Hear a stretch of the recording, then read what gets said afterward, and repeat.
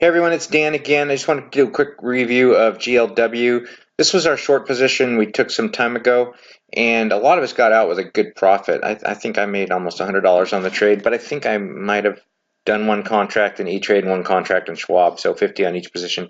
Some of you didn't get out, and we suggested rolling. In the beginning, I gave instructions to roll it until Friday, then later amended that to roll it to the following week. So a good amount of you followed the first instructions and you expire tomorrow.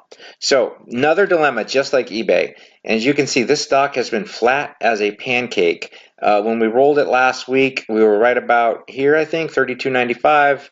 And now we're at 32.98. It hasn't done much. We might have been 32.70 because I think the positions moved down just a tiny bit. You know, it's maybe a $5 or $10 loss. If you're bored with it, you can exit it. If you want to roll it, you can roll it. But I would say let's wait until tomorrow morning and make that call.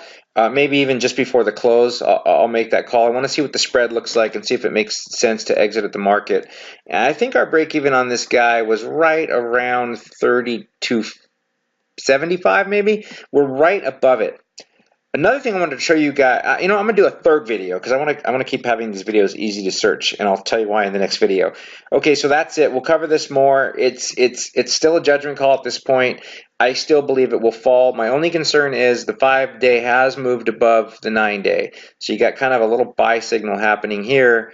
But the last sell signal never materialized, and I don't think this buy signal will materialize. Plus, you have the MACD still very well below the sharks below the water, and then you have the stochastic oscillator, which is turning down. So all signs to me are it's going down. Other than this, and the 5 and 9-day, it's pretty whippy. I mean, this is a very quick indicator. I like it, but sometimes it can be too quick.